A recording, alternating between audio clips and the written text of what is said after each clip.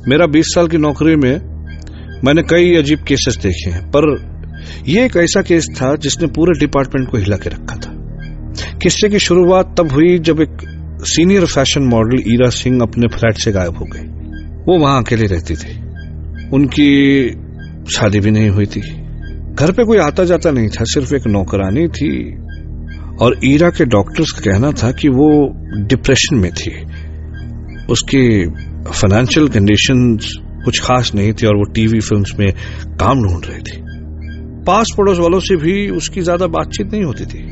एक दिन सवेरे जब उनकी नौकरानी ने काफी देर तक उनका दरवाजा नॉक किया और तब भी किसी ने दरवाजा नहीं खोला, तो उसने हमें फोन किया।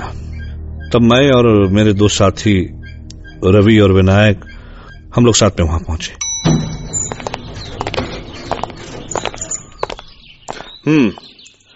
आखिरी बार तुमने उसको कब देखा था? साहब, कल मैं उनके घर से शाम को 8 बजे के आसपास निकली थी। तो वो शाम को घर पर ही रहती थी या कभी कहीं आती जाती भी थी? ना साहब ना, मैं उनका खाना बना के गई थी, वो तो घर पर ही रहती थी। ठीक है, तुम जा सकती हो। जोखम साहब। मैं बिल्डिंग के गार्ड से बात करके आया हूँ, उसने ईरा जी को कहीं आते या जाते नहीं देखा। तो फिर कहां गई होगी? विनायक, कॉल रिकॉर्ड चेक कर और सारे पुलिस स्टेशन को खबर कर। पूरे शहर में कहीं ईरा की कोई खबर नहीं थी। हमने हर जगह खोजा पर कहीं नहीं मिले। पर केस पेचीदा तब हुआ जब उसी दिन रात को काय कुठे फिर से वो दिखे तो तुम चुपचाप उसका पीछा करना। क्या हुआ? विनायक, हमें अभी यहां से चलना होगा, चल।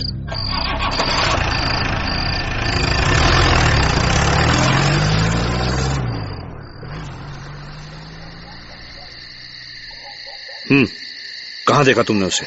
साहब, अभी थोड़ी देर पहले पीछे की तरफ देखा। अजीब हालत में थी, पूरे मुंह पे खून खून लगा था साहब। क्या कहीं चोट लगी थी? नहीं साहब, खून जैसे होली का रंग लगता है ना, वैसे पूरा मुंह पे खून। क्या? हाँ साहब। उस रात हमने वहीं पे पहरा दिया। रात भर कुछ नहीं हुआ। अगले दिन सवेरे हमने पूरी बिल्डिंग को इन्फॉर्म कर दिया कि अगर ईरा दिखे तो वो हमें तुरंत इन्फॉर्म करे। पर अनफॉर्चुनेटली अगले दिन रात को उस बिल्डिंग के गार्ड की किसी ने बड़ी बेरहमी से हत्या कर दी। डरो मत, बताओ, साफ साफ बताओ। साहब, आज चौथे माले में पार्टी थी, तो वहाँ काम खत्म करते करते देर हो गई।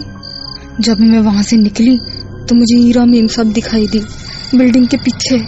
उन्होंने गार्ड को पकड़ रखा था। अरे ईरा मेम साहब और ये गार्ड! बचाओ बचाओ बचाओ, सिला पुलिस को फोन कर। बचाओ बचाओ मेम साहब, बचाओ, पुलिस आपको खोज रही है। आप चली जा, चली जा, नहीं तो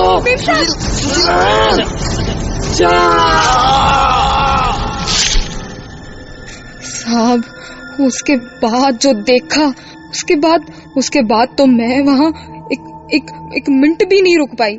मैंने देखा ईरा मेम साहब ने अपने नाखून से गार्ड के गले पर वार किया। उनके नाखून अजीब से लंबे हो गए थे। गार्ड तभी बेहोश हो गया और ईरा मेम साहब उसका खून पी रही थी। क्या?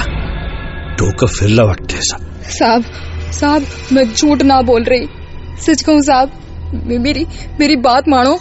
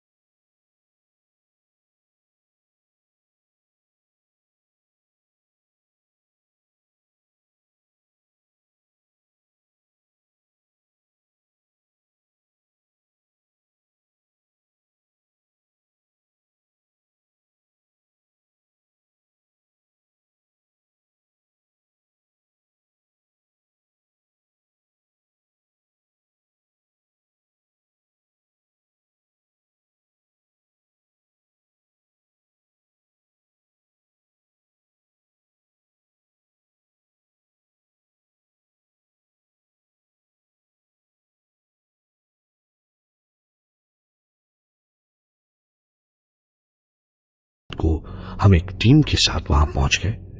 सुशीला बट ऑब्वियस थोड़ी डरी हुई थी। सुशीला, जी तुम वैसे ही जाना जैसे कुछ हुआ ही ना हो। जी ईरा को हल्की सी भी भनक नहीं लगनी चाहिए कि जी। चारों तरफ पुलिस थी। किसी तरह सुशीला धीमे धीमे उस जगह की तरफ बढ़ रही थी। सुशीला उधर पहुंच चुकी थी पर ईरा का कोई नामो निशान नहीं था। सुशीला बहुत ज्यादा डरी हुई थी कि तभी हमने देखा कि ईरा एक तरफ से एकदम जैसे वो ज़ॉम्बीज नहीं चलते हैं, बिल्कुल उस तरह से चलते हुए आ रही है। ईरा को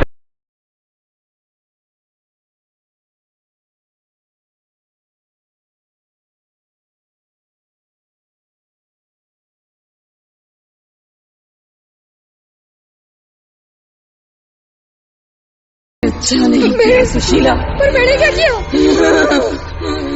तू जानती है नहीं नहीं दीदी, तुझे नहीं छोड़ूंगी। माफ कर दो, मैंने माफ कर दो दीदी। छोड़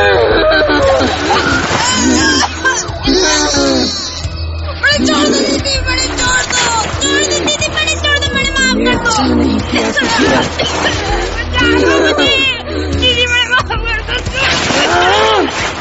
ईरा ने सुशीला को उसके गले से पकड़ लिया था और अजीब वहशी तरीके से अपने दांतों से उसकी गर्दन को काटने जा रही थी कि 3 पुलिस ऑफिसर्स ने उसे पकड़ने की कोशिश की, पर जैसे ही उन्होंने ईरा को हाथ लगाया वो पीछे गिर पड़े। ईरा के पास अचानक न जाने कहां से इतनी शक्ति आ गई थी, ये सोचकर हम वाकई हैरान थे। वो उठ के वापस आ गए और उसके बाद जो हुआ, उसके बाद अचानक ईरा वहां से गायब हो गई। कहां गई? देखो दयाराम सुशीला को अभी हॉस्पिटल लेके जाओ। सर अभी उसे बिल्डिंग की तरफ जाते देखा है। वो अपने फ्लैट की तरफ जा सकती है। बिल्डिंग को चारों तरफ से घेर लो और देखना वो भागने ना पाए। मैं उसके फ्लैट की तरफ जाता हूं। मैं तुरंत उसकी फ्लैट की तरफ गया। ईरा इतनी जल्दी कहीं भाग नहीं सकती। इसका मतलब वो होगी तो बिल्डिंग के आसपास ही, इतना हमें भरोसा था।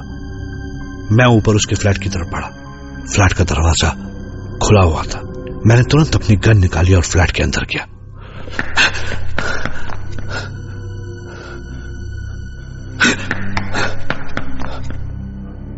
ईरा, बेहतर होगा तुम बाहर आ जाओ। हमें पता है कि तुम यहां हो। तुम अब ज्यादा देर तक नहीं बच सकती ईरा। तो हमेशा से ही यही थी। Ira, don't act funny. तुम जहां भी हो सामने आओ अभी। मेरे इतने बोलते ही 3-4 कांस्टेबल और ईरा के फ्लैट में आ गए। अजीब सी हालत थी उस फ्लैट की। हर जगह खून के निशान, बॉटल्स में खून, जमीन पे खून, दीवारों पे खून के धब्बे। अजीब सी बदबू आ रही थी उस पूरे फ्लैट से। मैंने कांस्टेबल से बोला कि हर कमरे की तलाशी ले। वो ईरा यहीं कहीं होगी। सर पूरा घर देख लिया, वो कहीं नहीं है। तो हमेशा से ही यही थी। वो यही इसी फ्लैट में है। ध्यान से देखो। ईरा, तुम जहां भी हो बाहर आ जाओ। This is the last warning. तुम जानती हो अच्छी तरह से कि तुम हमसे बच नहीं पाओगी। सर समझ नहीं आ रहा है, पर पूरा फ्लैट देख लिया, पता नहीं आवाज कहां से आ रही है। हर कमरा, बाथरूम, स्टोर रूम सब देख लिया, पर वो कहीं दिख ही नहीं रही है। She has to be here. उसको यही होना चाहिए। लगातार ईरा की हंसने की आवाज आती रही पर वो कहीं भी दिखाई नहीं दी। मैंने खुद हर एक वो जगह देखी जहां वो हो सकती थी, बट शी वाज़न्ट देयर। दिमाग उलझ रहा था, रीजंस और लॉजिक्स फेल हो रहे थे कि तभी एक कांस्टेबल की चीखने की आवाज आई। सर! हम तुरंत भागते हुए अंदर गए तो तुझ देखा, वो आज भी हमें सिरा जाता। एक कांस्टेबल वहां फ्लोर पर गिरा था। उसके गले से बहुत खून बह रहा था। वो दर्द से चीख रहा था। क्या हुआ तुम्हें? तुकाराम, कहाँ है वो? कहाँ वो? तुम्हें कुछ नहीं हुआ? बताओ कहाँ है वो?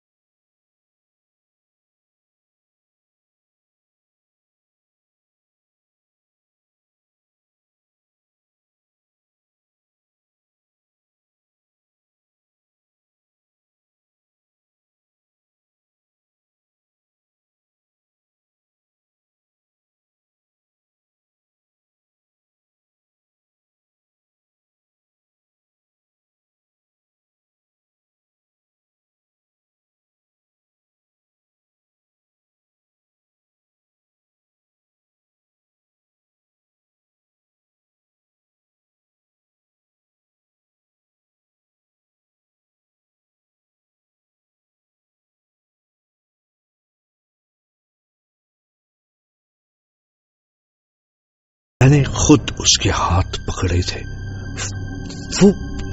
वो बर्फ से भी ज्यादा ठंडी थी। उसके नाखूनों में खून लगे थे। वो चुपचाप चल रही थी कि अचानक जोर से हंसी और फिर ऊपर की तरफ भागी। पकड़ो उसे, ऊपर की तरफ जा रही है। नहीं पकड़ पाओगे। फॉलो। हम सब उसके पीछे टेरेस की तरफ भागे। टेरेस का दरवाजा खुला था। ईरा टेरेस के बालकनी की तरफ गई और उसने मुड़कर हमारी तरफ देखा, जोर से हंसी, फिर छत से उसे छलांग लगाई। मैं उसके पीछे भागा और मैं चिल्लाया, रुको रुको। पर जैसे ही मैंने नीचे देखा, देयर वाज नो वन, वहां कोई नहीं था। आखिर वो कूदी तो गई कहां? और तभी मेरी नजर छत के कोने में पड़ी एक डेड बॉडी पर गई। उससे सड़ने की स्मेल आ रही थी। शायद 10-15 दिन से ऊपर हो चुके थे उसे मरे हुए। हम जैसे ही वहां गए तो हमको एहसास हुआ कि वो ईरा की डेड बॉडी थी। पर अगर ईरा यहां मरी हुई थी तो वो कौन थी जिसने इतने खून किए? वो कौन थी जिसने अभी छत से छलांग लगाई? ये सब क्या था? देख के भी दिमाग मानने को तैयार नहीं था। इस वारदात ने मुझे इतना झकझोर दिया था कि इसके बाद मैं कुछ दिनों के लिए छुट्टी पे चला गया। और उसी बीच खबर आई कि उसी इलाके में 2 और खून हुए और लोगों ने एक लड़की को रात में घूमते देखा। वैसे ही उसके मुंह में खून लगा हुआ था। जानते हैं वो लड़की कौन थी? नहीं, वो ईरा नहीं, वो सुशीला थी।